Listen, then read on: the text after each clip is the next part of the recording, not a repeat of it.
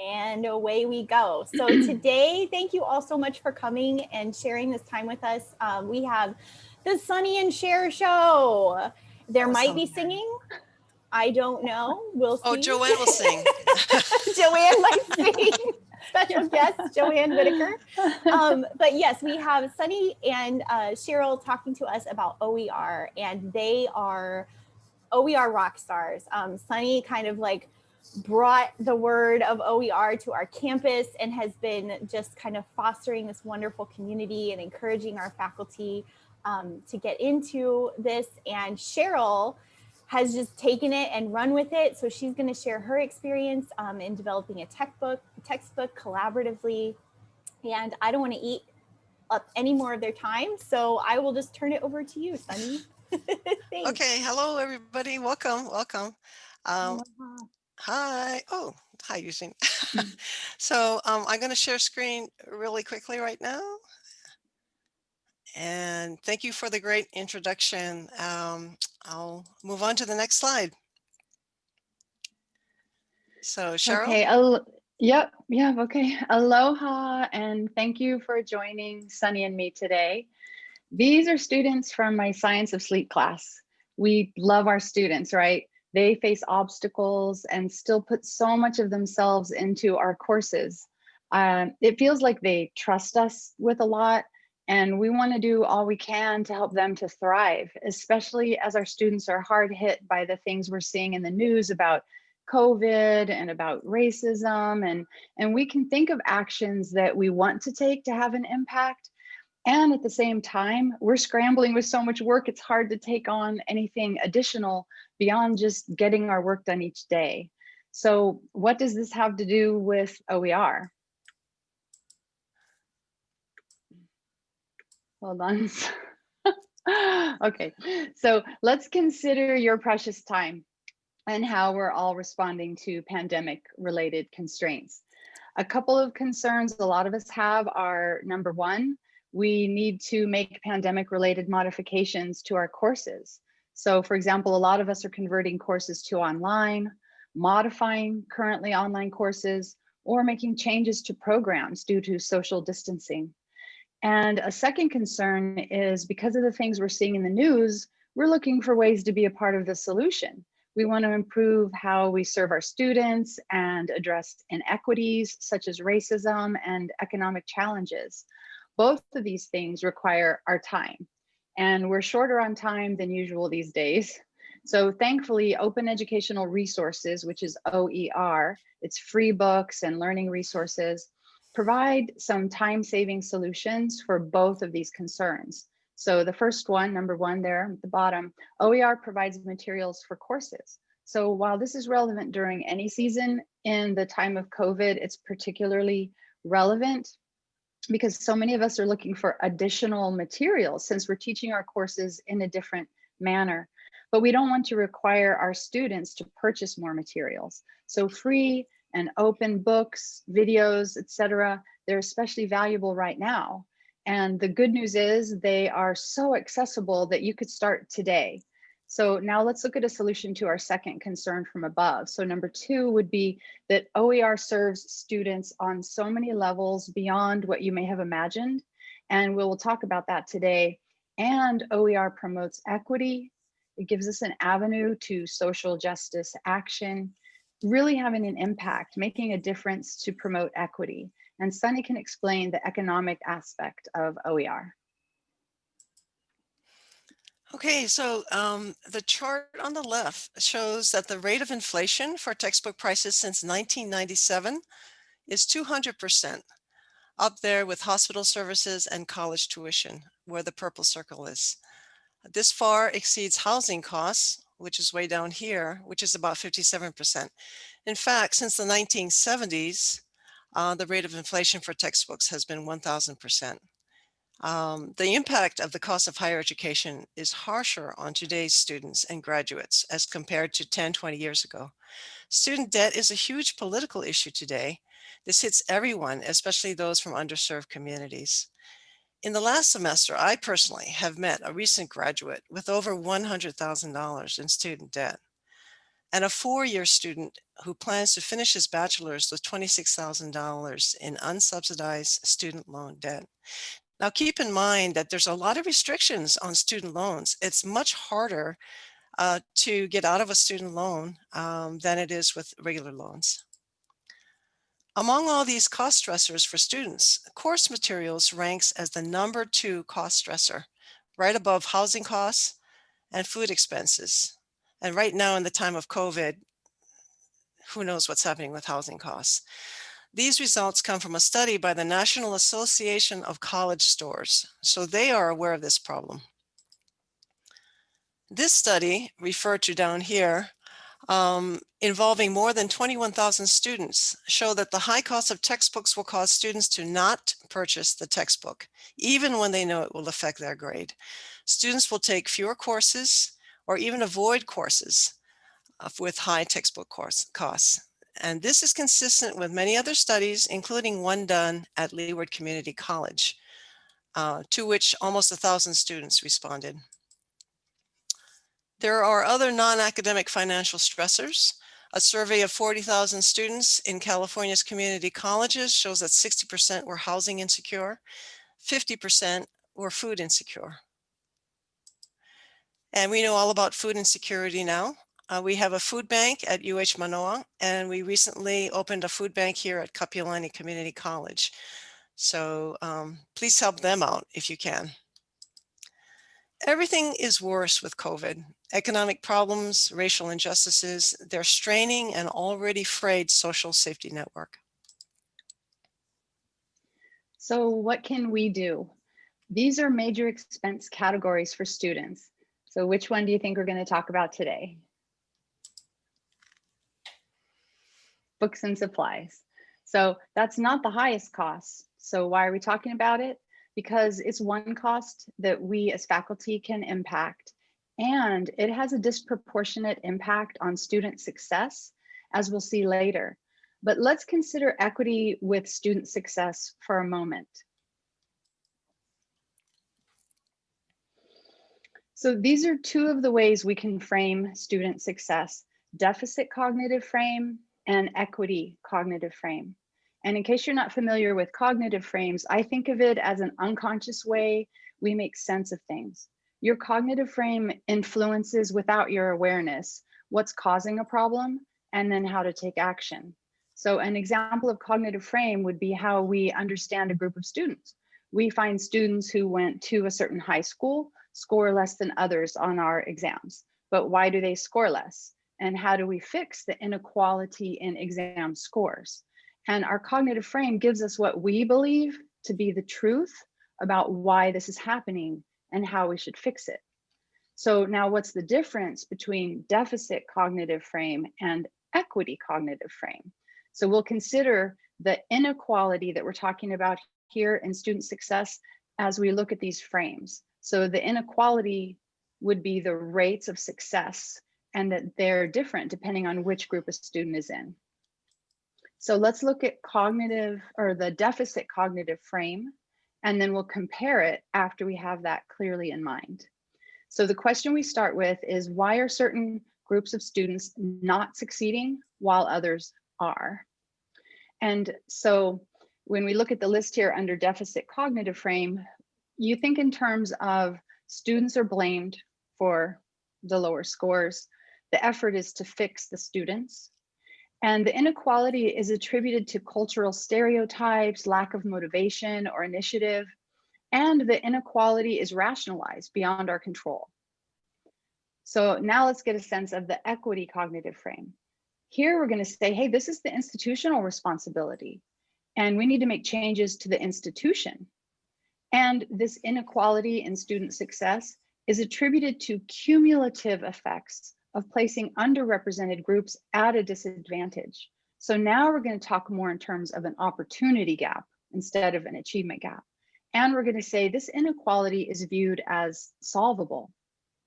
And last spring, I heard someone reframe a narrative about the great baseball player, Jackie Robinson, and it helped me to see how I can shift how I think of things in order to be clearer about my next steps to have an impact on my social justice and anti-racism work and promoting OER. So it's from Robin DiAngelo and White Fragility, which is an excellent book, by the way, if you're looking to learn more about anti-racism work.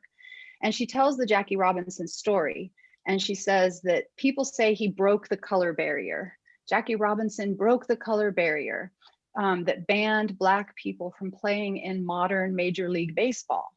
So that makes it seem like he was the first Black man who was good enough to play with all the white players, as if the only reason there weren't Black players on the teams is because there had never been one as good as Jackie Robinson. DiAngelo says, wait a minute, we need to reframe that narrative. She says, of course, there were lots of excellent Black baseball players, but Jackie Robinson was the first Black player the whites allowed to play in modern Major League Baseball. So let's use this reframing to help us see an application of cognitive frame. The reason other Black men were not playing was not because Black men have a deficit, right? That's a deficit cognitive frame.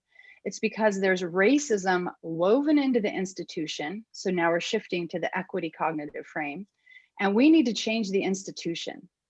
And there are numerous ways institutions like ours can evolve and become more equitable and promote more of a feeling of belonging and fix those opportunity gaps. And OER is one of the many ways that we can do that. Let's close the equity gaps in education by making textbooks affordable. And Sunny's going to share a video about how one of our students sees this.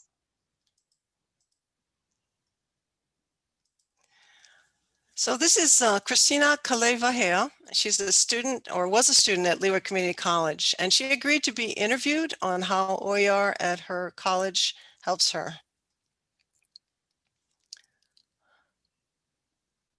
Aloha, my name is Christina Calais-Vahea. I'm a student here at Leeward Community College, and I'm here to talk about OERs and what it would mean for me as well as my peers.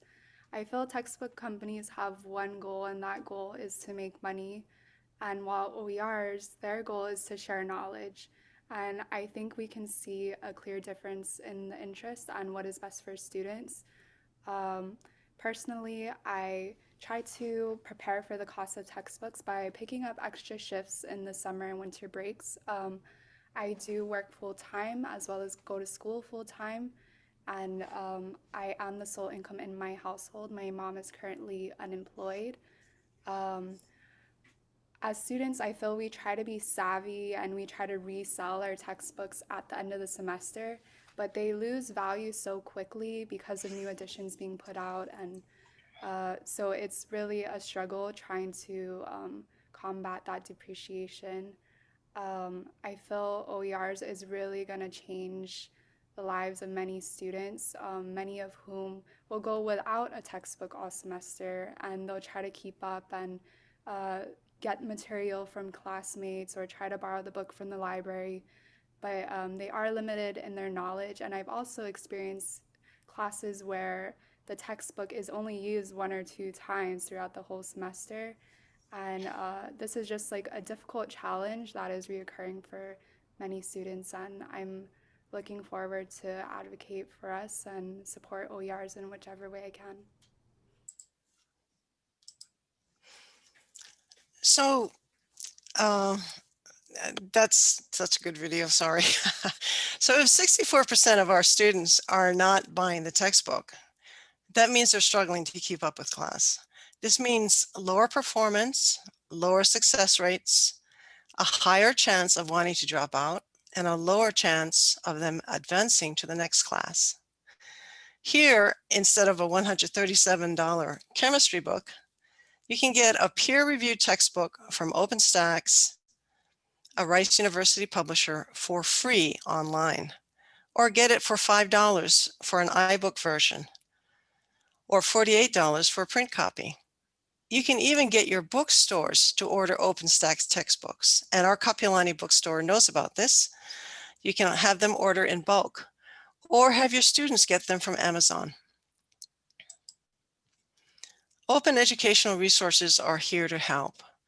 They are openly licensed, public domain educational materials that can be freely used and modified by others. Today, thousands of institutions of higher education are providing students with free, high-quality resources for learning. There are open courses, open images, open textbooks, open test banks, you name it. In 2017, there were 1.4 billion open educational resources on the web. When universities started producing OER, these major issues were addressed. Students got their books on the first day of class or earlier. This helps students on financial aid in particular, because many of them have to wait 3 weeks before they're allowed to buy their textbooks. Materials are free online and print options are low cost. Faculty can customize the materials for their students, learning outcomes, and course needs. And students can keep these materials with their notes after the semester is over. The other thing that students have complained about is, a lot of these commercial textbooks cannot be resold because they are 3-ring hole punched. These open textbooks don't have that limitation. Just to be clear, OER is not the same as what you hear about students adopting a textbook and inclusive access or equitable access. These are terms the textbook publishing industry, the most lucrative sector of the publishing industry, is using to confuse faculty and students away from using OER. The prices look lower, but publishers are essentially renting the materials and working to suppress the used book market by making sure there are no physical copies available. Let's go over some of these points. For open educational resources, these materials are free to start with, and there are low-cost hard copy options. Students can choose what to print if they don't want to print the entire textbook. For inclusive access, or we know it as LDAP here in Hawaii, the prices are non-negotiable. Opt-out options can be unclear and may deprive students of access to essential materials. OER ensures that students can retain access to the materials indefinitely. Inclusive access is only available until the class ends. Then the students have to pay again in case they have to retake the class. For OER, faculty have total control of the materials and they can modify it. On the commercial side, faculty have little control of the content. It's copyrighted and they cannot modify it.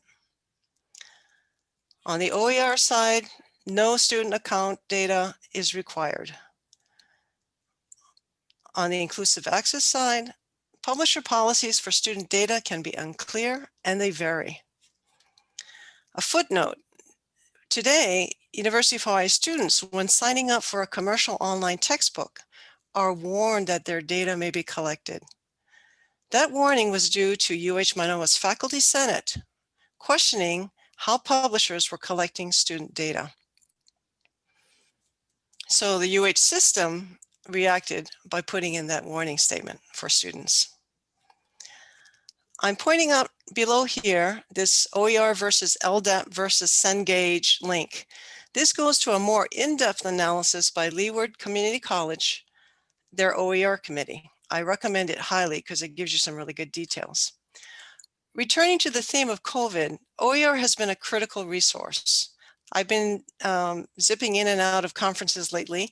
European and South American educators, K through higher ed, were desperately looking for materials for their students during lockdown. K-12 students were in their homes and able to use the textbooks that they had left in their classrooms.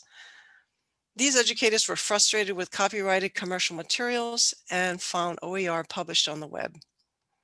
They were able to teach with OER, finding the content resilient, meaning it was open to customization and easy delivery. These educators are now asking their governments to look at open education policies and changes to national copyright laws. Across the nation, instructional designers and librarians are helping faculty find materials they can quickly download, modify for their students, and freely distribute to their colleagues and students. The OER community is authentically committed to equity, diversity, and ADA accessibility. During COVID, faculty have been able to find and modify their resources, and with bookstores closed sometimes, they can provide free materials stress-free to their students. There's no more covering extra chapters because the book is so expensive. No requirements to change versions every 3 years. You can customize to match your course outcomes. Other reasons for choosing OER: faculty are designing materials for co-rec classes. They're creating materials that local students can relate to, replacing materials that are culturally insensitive with those that are relevant. They're collaborating with other faculty on building textbooks that everyone shares. And Cheryl will be talking about her project in a few slides.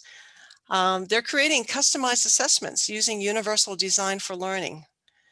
There's an American history course in New York that was developed to reflect the African American and Native American experience.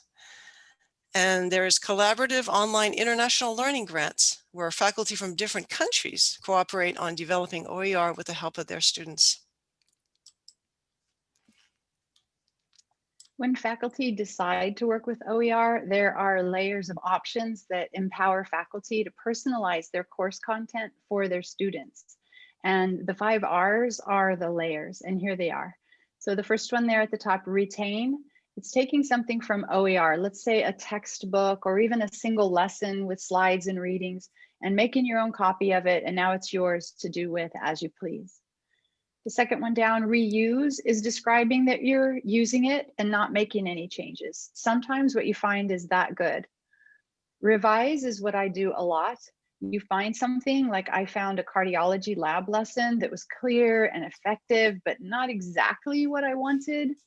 And so I kept the complex and beautiful figures, a little bit of the text, and then I made revisions and additions to the language. The potential of the next one, remix, is something I think may surprise you. It sure surprised me when I got started with OER. It's combining content from several different sources. That's what remixing is. And then if you want, make changes in it. So you can localize it, indigenize it, and you can create a masterpiece that took 1/10 of the time compared to if you started from scratch. And you can create something that you know your students are going to relate to. And the last one down there is redistribute. And that's the joy of putting your work out there and paying forward from other OER benefits that you receive.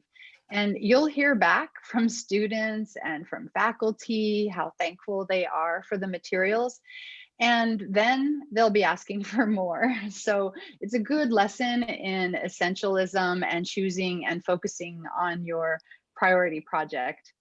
And the best model for this work, and it's why I found it satisfying and rewarding on my campus, is that librarians teach you how to find the content on your own and about the licensing so you can dive in. And then instructional designers can help you with redesign efforts, because with this wealth of resources, you'll be able to make your course or a particular lesson tailored more to what you want for your students rather than something imposed from a commercial textbook. It may even be about replacing just one chapter's content from your current textbook. You can even do it one lesson at a time. You don't have to convert your entire course. Just pick one lesson or even a part of one lesson that you want to improve, and then spend 15 minutes browsing resources from websites that we'll give you at the end today.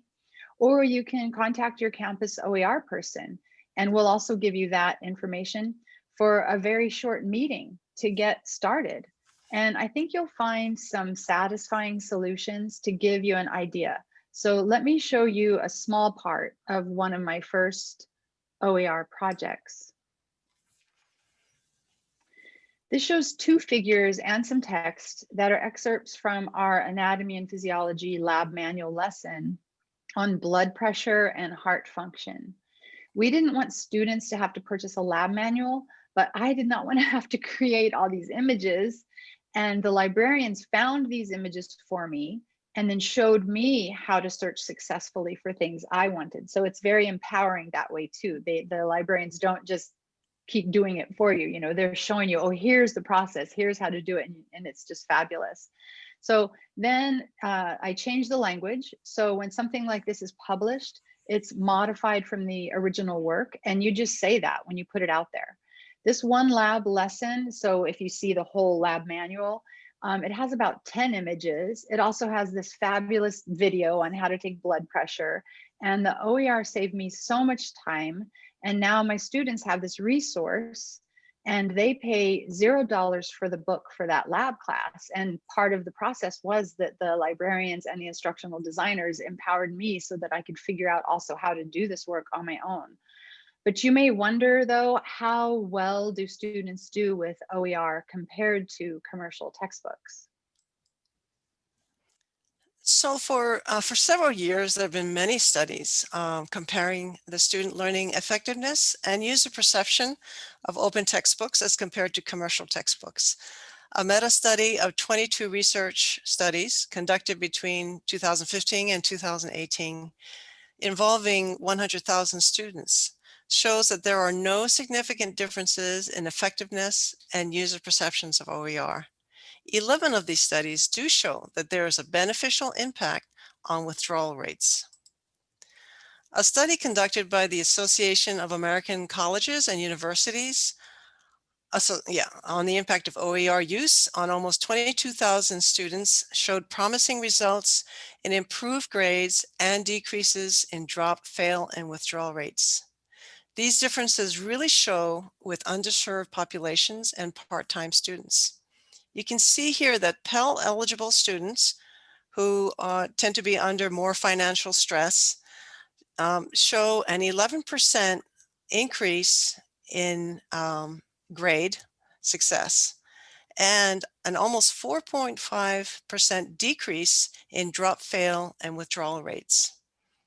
A similar pattern occurs with non-white students, 13% improvement in grade point averages and approximately 5% decrease in drop, fail, and withdrawal rates.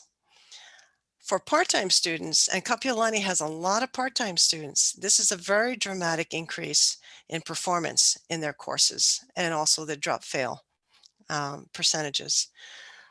Yesterday, I attended a national, actually it was an international workshop on the consortium of Colorado community colleges.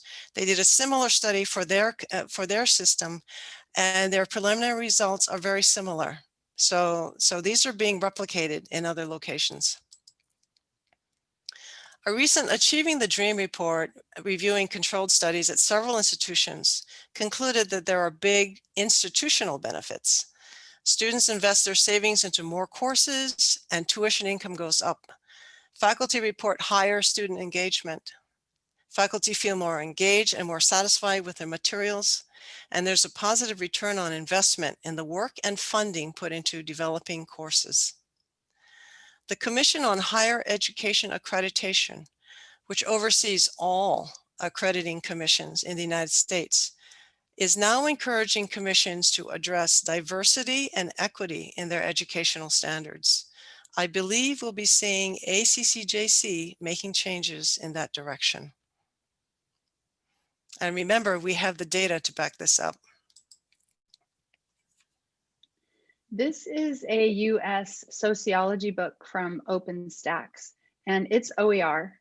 But when it was in Canadian classrooms, students noticed different spelling, language use, society, etc. So can you imagine they might feel disconnected from the content and maybe even that they don't belong in the course? Canadian professors came together and revised the OER and created the Canadian version you see there on the right. Imagine the time saved compared to if they created the Canadian version from scratch, and also the increased sense of belonging for the students now that they have their own version of the book. Another good example was a culinary book for restaurants and public health policy. It was originally a US book, and Canadians revised it to reflect their use of the metric system and also for Canadian health laws.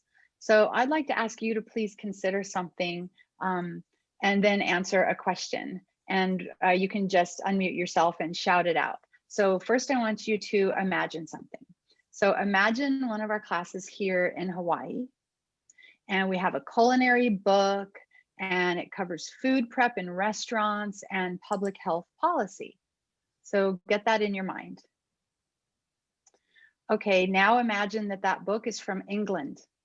So what changes or additions would you imagine making? So for example, I would think, well, if it's about food and we want to localize it, it's got to have musubi in there somewhere. So just anything, I'd like you to just please unmute yourself and just speak up when something comes to mind that you think you would need to change in a book about this topic coming from England so we could localize it and indigenize it. Oh, you're on mute, Cheryl. Language and spellings of words for sure, and even phrases.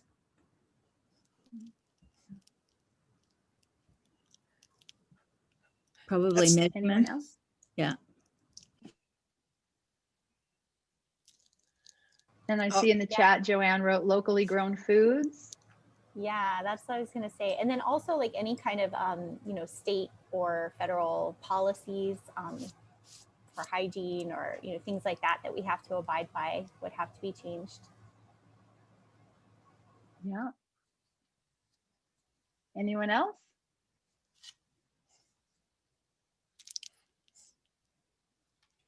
Okay. All right. So, but you get the idea. So then let's look at one more example where people have made changes to try to say, hey, we need to make this book work for our folks. In South Africa, they revised an astronomy textbook because many of the US and European astronomy books were not including the Southern Hemisphere stars. Students were seeing skies in the US books that did not reflect their reality. It's like learning geography on a globe that doesn't have the entire Southern Hemisphere. Your country, your culture is entirely missing, like you don't exist.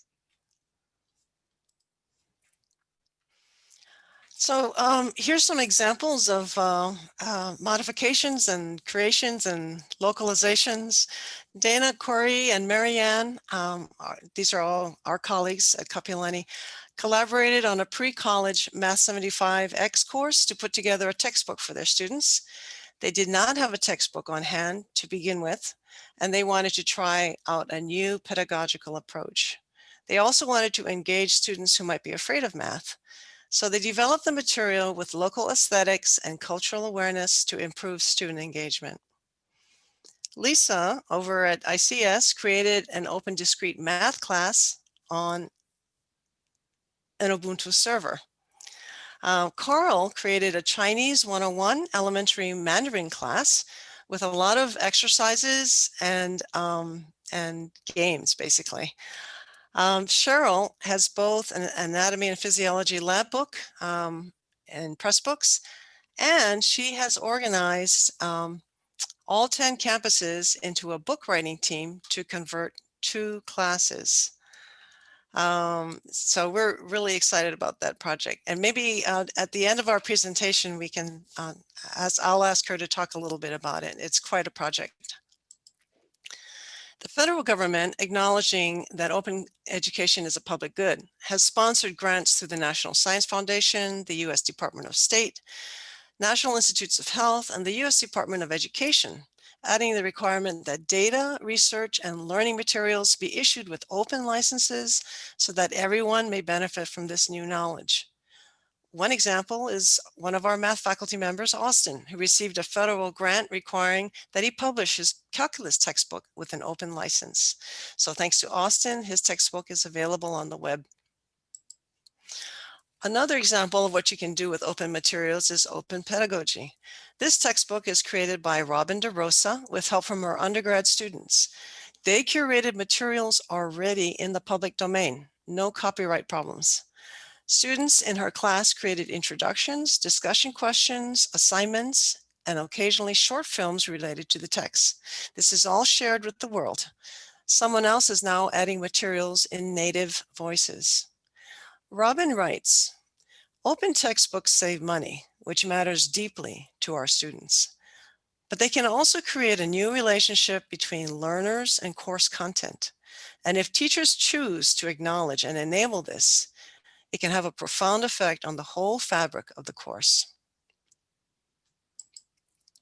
At our college, we created a team including Grant, a nutrition instructor, Adam, a new media arts instructor, new media arts students, librarians, and an instructional designer, Helen, somewhere in this list here. The students created learner videos for a nutrition class using engaging metaphors to teach digestion. Instead of having throwaway animation assignments, these students were able to create materials that benefit the public and make good examples for their resumes. Lisa, the one who created that discrete math class, wrote me and said that she loves it when her students help her edit and improve her teaching materials. Students can help faculty create test banks. It's an example of active learning that creates new things for other students and teachers to learn from and use. A recent graduate from our college, now a graduate student in physics at UH Manoa, worked with their professor to develop a test bank of physics questions. Okay, so what can we do? Getting involved does not require a big leap. You do not need to adopt an entire textbook or write a textbook. The first thing is to take a look at the materials. So go to the website, which is CAP Open, and it'll be in our resources list at the end of the presentation, or meet with a librarian and look around for resources, even just the images to increase diversity or indigenize your current slides. There are even websites dedicated to OER images of diverse representation of people in all kinds of settings.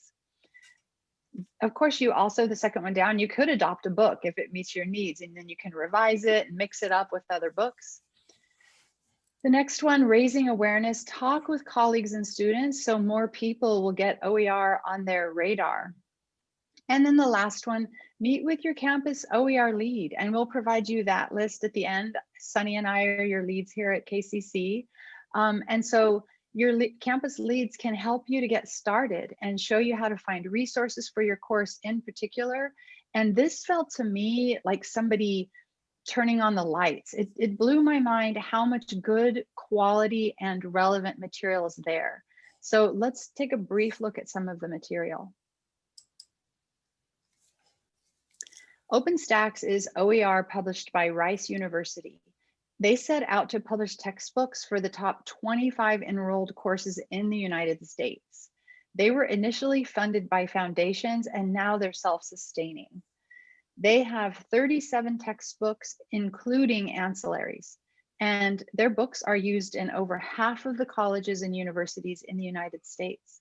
Since 2012, OpenStax has alone, just OpenStax, has saved 9 million students over $800 million. This just shows that there are student resources that come with a lot of the OER. So study guides and videos. And then there are also instructor resources. So the OERs can come with ancillaries like slides and exams and reading guides. And this shows here several companies that create ancillaries for OpenStax. And some of these are the same companies that create ancillaries for commercial publishers. The ancillaries can be fantastic. This is the Skills Commons is a website supported by the Department of Labor. It specializes in workforce and skills training materials developed by colleges and universities nationwide. The Open Textbook Library contains links and peer reviews for over 700 open textbooks. Faculty are invited to join in and help review these books. This library is managed by the Open Education Network, an international OER program hosted by the University of Minnesota. All University of Hawaii campuses participate in OEN as consortial members. In addition, we're also members of the Consortium for Community Colleges for Open Educational Resources. It's a great resource for training and information. We'll be sharing these slides with everyone, but here's a place you can visit to find OERs. So what happens when you have a class that is textbook cost zero? First of all, your class is listed at our UH-OER website as TXT0. It's listed in banner. Students will see your class when they register for classes in STAR and search for TXT0. Your students love you. They can use those savings for food, more classes, gas, and other important expenses. And I got some of those ideas from a survey, a quick little survey I did with Student Congress. You are in sync with the UH and UHCC strategic plans. Included in your dossier and other review documents. The money your class saves is reported to the UH Vice President for Community Colleges and other administrative offices. And best of all, you're a textbook hero. And you just helped for your textbook. So here's a listing of a few of the resources at our UH system. LCC has a great OER training program, and so does the University of Hawaii at Manoa. And also includes a selection of campus OER websites that may be of help. So last slide, please be a textbook hero and sign up for more information and find your OER advocate at your campus. So those shorthand little bit.ly links can get you, the first one will get you to a form that you can ask questions on and we'll get back to you. The second one, if you're not from Kapiolani or are just interested in who else is working in OER on the other campuses, is a list of all the OER campus leads. So that's it for us. I guess we're open for questions at this point if anybody would like to ask questions. And I can stop sharing if the slides are no longer necessary.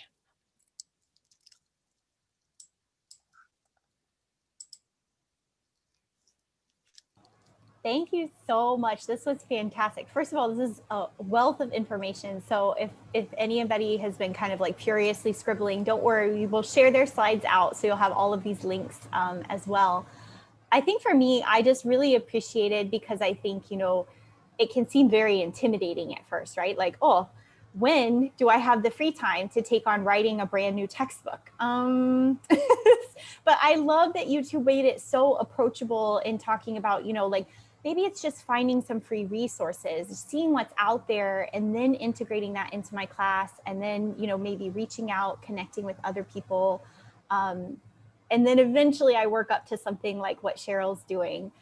So I appreciate that you kind of gave us multiple ways to kind of get into this that are a lot less overwhelming than taking on an entire textbook. And again, like Sunny said, we have fantastic help. We have Sunny, but other campuses have OER help as well. So yeah. So does anyone have any questions? And if not, I'd love to hear more about your project, Cheryl, but I just wanted to open it up to see if people had questions first.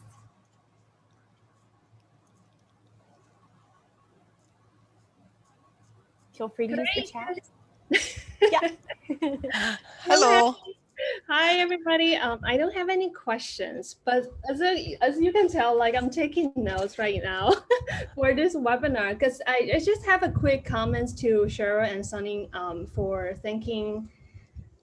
putting all this information together because to me it's informative, resourceful, and juicy. Because juicy is the word that I use when your webinar reminded me those days when I was in graduate school for attending those doctorate level for seminars. Because you know, like it makes me feel like you just give me a full course. Start with some appetizer, introducing why this is important and how we are doing with data.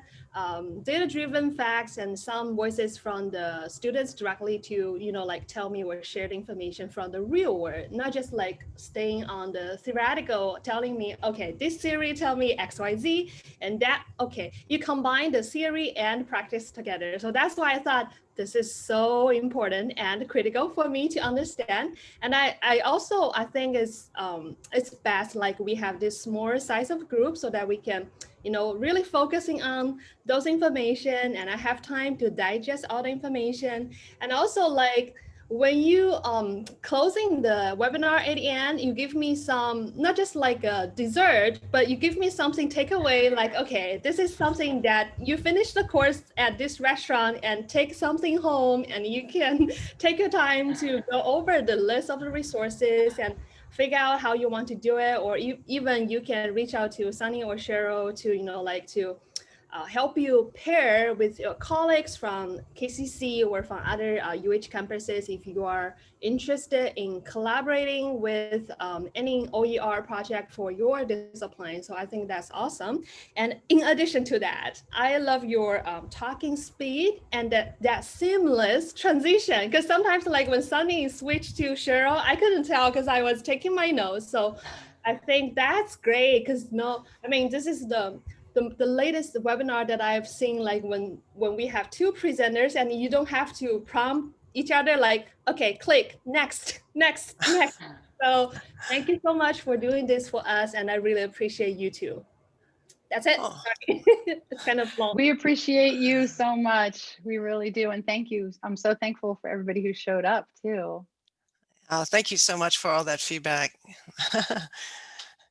So Cheryl, did you want to talk about your class a little bit or your book sprint? I can just take a minute. Yeah, just in case anybody's interested in learning more about it. So I'll just tell you, I'm coordinating a group of faculty representing all 10 campuses at the University of Hawaii. And we are creating OER for Anatomy and Physiology 1 and Anatomy and Physiology 2. So it's Physiology 141 and Physiology 142. The textbooks can be $280. One of my colleagues, I think he's the one on Maui, his textbook is over $300. And a lot of students take Anatomy and Physiology, the pre-nursing, pre-rad tech, pre-recipe. So they're high enrolled courses. But for me, I think the thing that's relevant to share with you all right now is if you're interested in doing any sort of collaborative work with OER, it has just touched my heart to see how, I know we have lovely colleagues out there, and this has just given me an opportunity to work with them regularly and get to share and talk with each other about how we're teaching, challenges we have in the classroom, and then how can we fix it by creating a resource together.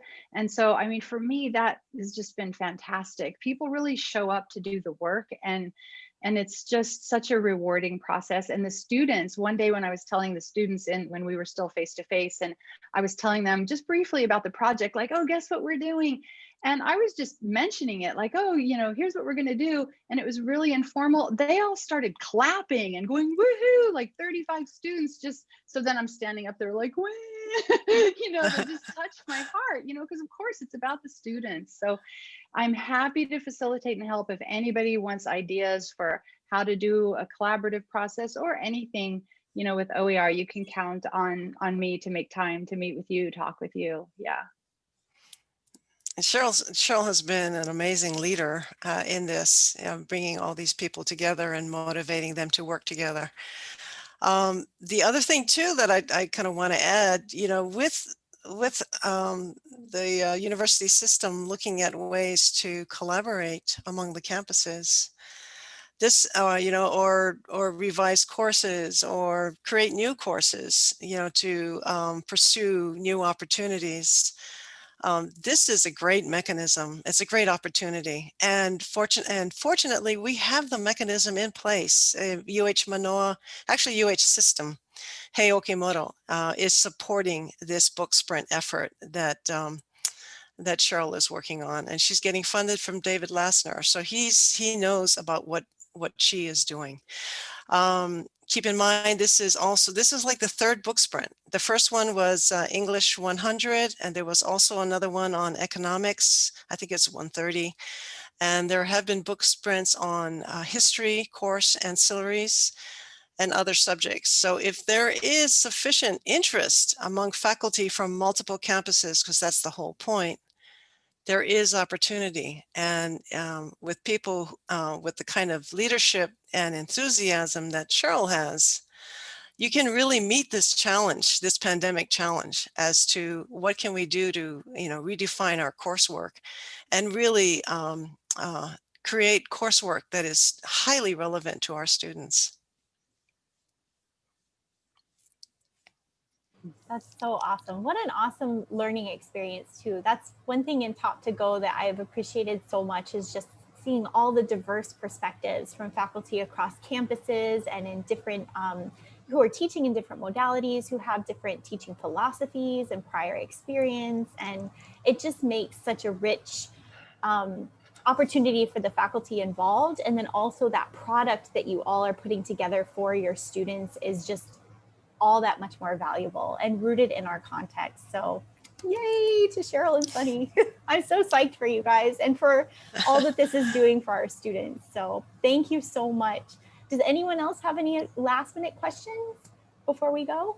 Yo.